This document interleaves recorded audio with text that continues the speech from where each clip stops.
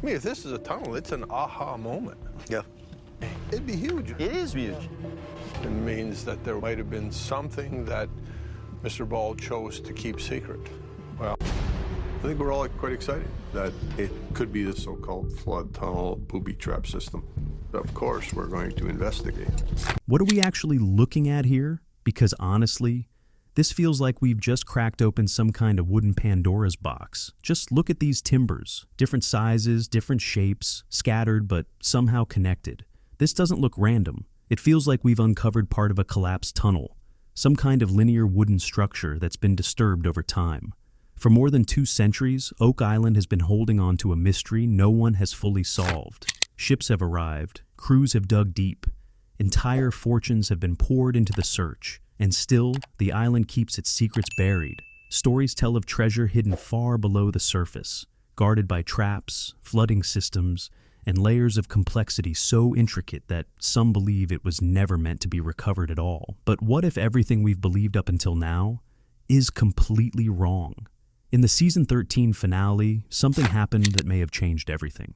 This wasn't just another artifact or another clue. It was a discovery that forced the team to rethink the entire mystery. A structure, buried deeper than anything found before. Strange markings that don't match any known history tied to the island.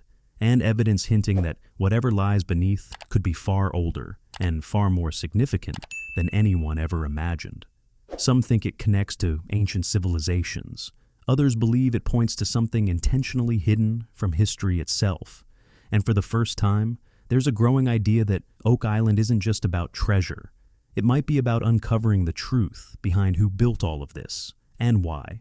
As we break down the Season 13 finale, we'll dive into details you may have missed, explore theories that aren't being widely discussed, and reveal a twist that could completely reshape the mystery. Because if this discovery is what it appears to be, then this is no longer just a treasure hunt. It's something much bigger. And by the time we reach the end, you might see Oak Island in a way you never have before. If you're into mysteries like this, make sure to subscribe, because the deeper this goes, the stranger it becomes. And stick around until the end, because the final detail we uncover might be the piece that ties everything together. It all started with a signal. During the filming of what insiders are calling the billion-dollar clues episode, Gary Drayton was sweeping the shoreline with his metal detector when he suddenly stopped. The signal he picked up wasn't familiar, not even close. After decades of experience across the globe, Gary can usually tell what's beneath the ground just by the sound. But this was different. It was deeper, heavier, more solid, and behind it, something unexpected. A hollow space, a void where there shouldn't be one. When the excavation began, the crew hit wood, but it wasn't just wood, it echoed. A hollow drum-like sound, solid timber, with empty space behind it. Gary froze. In all his years searching Oak Island, he had never encountered anything like this. Rick Lagina was nearby when that sound rang out. According to those on site, his reaction said everything. He grabbed onto the railing and just stood there, motionless. After 13 seasons of setbacks, after years of doubt and massive investment, it seems he instantly understood what that sound meant. This wasn't just another find. This was real, and there was no turning back now. When they finally broke through, everyone expected the same outcome that had stopped every previous dig. Water rushing in, timbers collapsing, total destruction. That's been the pattern for over 200 years. But this time, the flood never came. The seal held, and when air escaped from inside that chamber, it carried a smell, ancient, heavy, untouched. A mix of old wood and stale earth. The kind of scent that only comes from a space sealed off for centuries. Inside, the walls told their own story. The markings weren't modern. They were carved by hand. Rough, deliberate cuts made with tools that haven't been used in hundreds of years. The kind of craftsmanship from a time when builders worked with patience, not machines. Then came another realization. This wasn't just a single chamber. There were signs pointing to connected spaces, offset voids branching out from the main area. The team immediately began documenting everything. Every surface, every mark, every detail was recorded before moving any further. Marty Lagina arrived shortly after. He stood at the edge, looking down into the darkness. He didn't rush in. He didn't ask questions. He just stared. And then, quietly, he said it. This is what they've been searching for. But here's where things take a dramatic turn. If early analysis is correct, the flood tunnels tied to the money pit may not have been traps at all. Instead, they could have been part of a much more advanced system, one designed to control and redirect water away from this hidden chamber. Not to destroy it, but to protect it. That changes everything. Whoever built this system understood water flow, pressure, and engineering at a level far beyond what we'd expect from the so-called pirate era. This wasn't random. It was precise, planned, executed with purpose. And if that's true, then for over 200 years, every dig, every tunnel, every failed attempt was focused on the wrong location. The real target may have been here all along, hidden sideways beneath the shoreline, in a place no one thought to search. Wood samples taken from nearby shafts, labeled over the years as Shaft 12, Shaft 17, suggest they predate the earliest known treasure hunts on the island.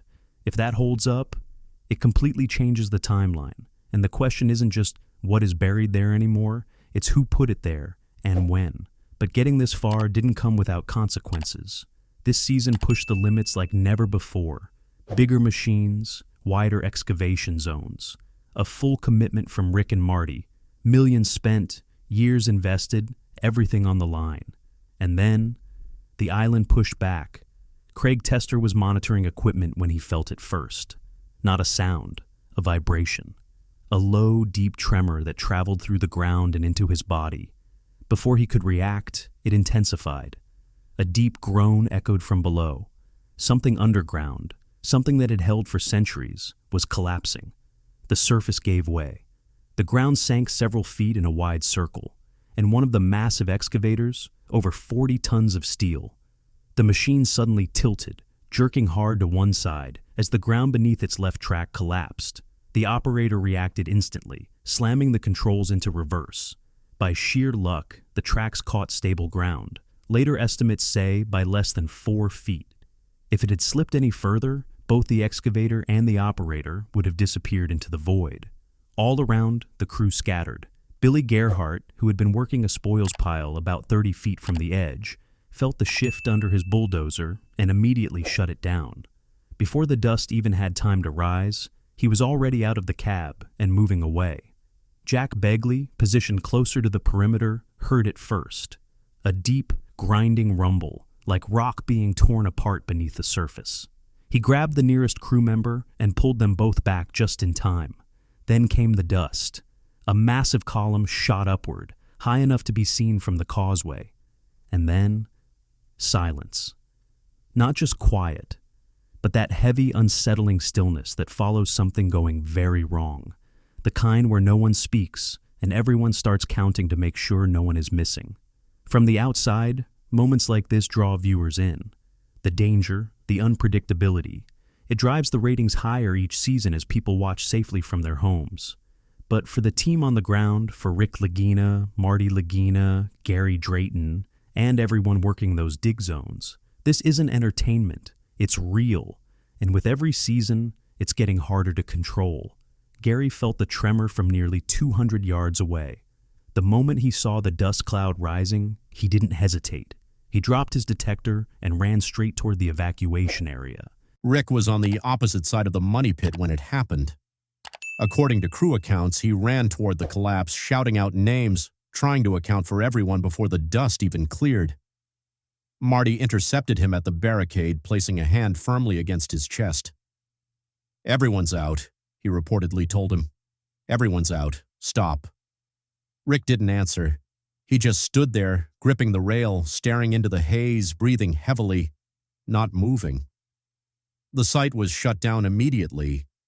Authorities stepped in and issued stop work orders. For days, the entire area remained sealed off, too unstable for anyone to approach safely. Below the surface, the geology isn't helping. Layers of limestone and gypsum are constantly dissolving, a natural process that's been happening for thousands of years. But every drill hole, every shaft, every excavation speeds it up. The island is literally breaking apart from the inside. A collapse at 100 feet doesn't just stay contained. It spreads outward, destabilizing nearby shafts, contaminating samples, and wiping out months of progress in seconds.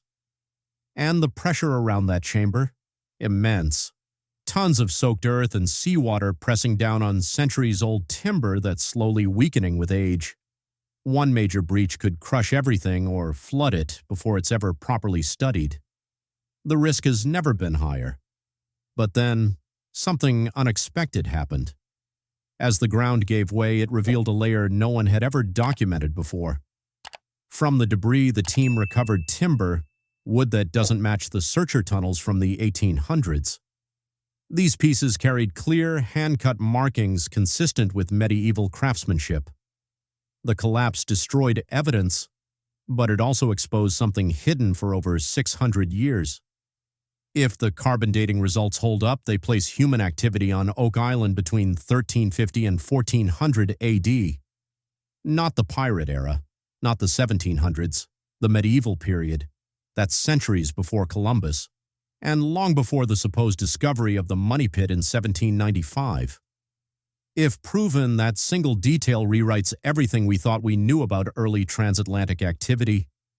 Yes, the Vikings reached North America around 1000 AD, but their presence was short-lived, temporary. What this evidence suggests is something else entirely, a planned mission, a group with the knowledge, resources, and intent to build something permanent and hidden on the far side of the Atlantic.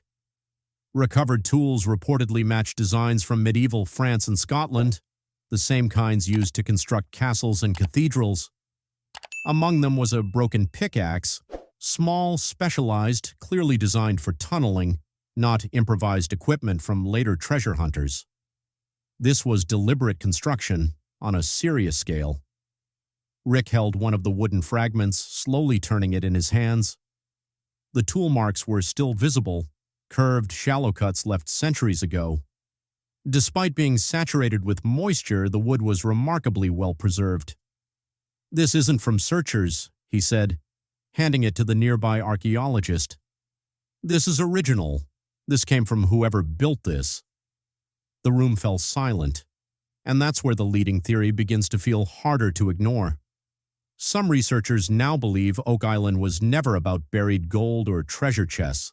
Instead, it may have been designed as a secure vault, a hidden repository created to protect something far more important: documents, artifacts, objects tied to religion or history, and one name keeps coming up: the Knights Templar. For years, that idea has been dismissed as speculation, a symbol here, a carving there, nothing definitive. But now the physical evidence is starting to tell a different story. The Templars were master builders, engineers, architects. Their structures still stand centuries later. They understood water systems, pressure, and construction on a level far beyond what any pirate crew could achieve. When the order was dissolved in 1312, their wealth and sacred relics vanished almost overnight. No one knows where they went. Some believe they were seized. Others think the inner circle saw what was coming and moved everything somewhere no one would ever think to look. Suddenly, the flood tunnel system starts to make sense. Designing something that interacts with ocean tides isn't guesswork. It requires deep knowledge of physics and engineering, and a group like the Templars would have had exactly that expertise. Marty sat in the war room reviewing the lab results. The data was clear. The wood recovered from beneath the shoreline predates Columbus by more than 150 years. No signs of modern materials, no trace elements pointing to a later period. "This isn't a treasure hunt anymore," he said, dropping the report onto the table. "This is archaeology, and the numbers don't lie." Then there's the legend, the so-called curse of Oak Island. 7 must die before the truth is revealed. 6 lives have already been lost over the years. And according to those present, the season 13 finale came closer to number 7 than ever before. That collapse wasn't just a setback, it was a near disaster. In the final days of filming, another piece of heavy machinery nearly dropped into a void that opened without warning. Workers were only feet away. Seconds made the difference. After the evacuation, Rick remained at the perimeter for nearly 20 minutes, silent, still. Hands pressed against the railing, watching as the dust slowly settled over the money pit, his knuckles white, his eyes fixed on the ground that had nearly taken everything. And when someone finally approached him, when someone finally came over to confirm that everyone was safe, Rick didn't say much. He gave a single nod and stayed exactly where he was. Later that night, the war room felt different, quieter than it had ever been in all 13 seasons. Rick sat at the head of the table, still wearing the same dirt-covered clothes from the site. He hadn't bothered to change. Across from him, Marty sat with the carbon dating report in front of him, but turned face down like he didn't need to read it again. Craig Tester leaned forward, elbows on the table, pressing his fingers into his temples. A coffee pot sat nearby, half empty and long forgotten, surrounded by stacks of binders and rolled-out maps. No one had touched the food, no one celebrated. There were no smiles, no relief, just silence. On the wall, the monitors still displayed footage from the collapse. Someone had paused it at the exact moment the dust cloud exploded into the air. No one turned it off. The image just hung there, like a warning that hadn't existed that morning. Gary Drayton sat near the doorway, arms folded, boots still caked in mud. Ever since the evacuation, he'd been unusually quiet. No jokes, no stories, none of the energy he's known for. The man who had triggered this entire discovery with a single signal on the shoreline now just stared at the floor. At one point, he looked up at Rick and slowly shook his head. No words, just that look, the kind that says everything without saying anything at all. Rick was the first to speak. According to those in the room, he looked around and said something close to, "We found what we came here for, and we almost didn't make it out." There was no drama in his voice, no excitement, just exhaustion. The kind that comes from realizing how close everything came to being lost. No one disagreed. No one tried to lighten the moment. The silence that followed wasn't uncomfortable. It was real. 13 years of effort sat in that room. The evidence of a medieval structure, the carbon dating results that could rewrite history, and behind it all, frozen on the screen, the moment it nearly ended. Every person there had given something to this search, time, money, safety, years away from their families. And now they were all thinking the same thing. Was it worth it? Craig finally broke the silence. He pulled a map closer, pointed toward the shoreline chamber and said, "We go back, but we do it differently." Rick studied the map, then glanced at Marty, and nodded. Because whatever they had uncovered, it was bigger than anything they'd expected. But in that same moment, Oak Island had reminded them, it always takes something in return. So what happens next? One idea now gaining serious attention is a full-scale strip mine, an open excavation that would expose everything at once. After years of collapsed shafts and failed drilling attempts, some believe this might be the only way forward. Fans have been suggesting it for years, and after what happened this season, it no longer sounds extreme. It sounds unavoidable. But here's the real shift. According to those close to the production, Season 13 wasn't really about treasure at all. It marked a turning point. The discovery of the shoreline chamber, the medieval wood, the carbon dating placing activity in the 1300s. These aren't clues leading to gold. They're pieces of a much bigger story. This is no longer about digging deeper. It's about understanding how everything connects. The swamp, the shoreline, the money pit. Because what they've uncovered doesn't point to a buried chest. It points to something far more deliberate, a hidden structure, an underground system built to protect something over centuries, while the real target sat hidden along the shoreline the entire time. Gary Drayton summed it up best, standing near the edge of the chamber as the sun set over the island. For over 200 years, people have been digging in the wrong place, and the answer was right here all along. The seventh death hasn't happened, but on Oak Island, the curse is still waiting. So now I want to hear from you. What do you think is hidden in that chamber? Templar treasure, ancient relics, or something no one has even considered yet? Drop your thoughts in the comments below.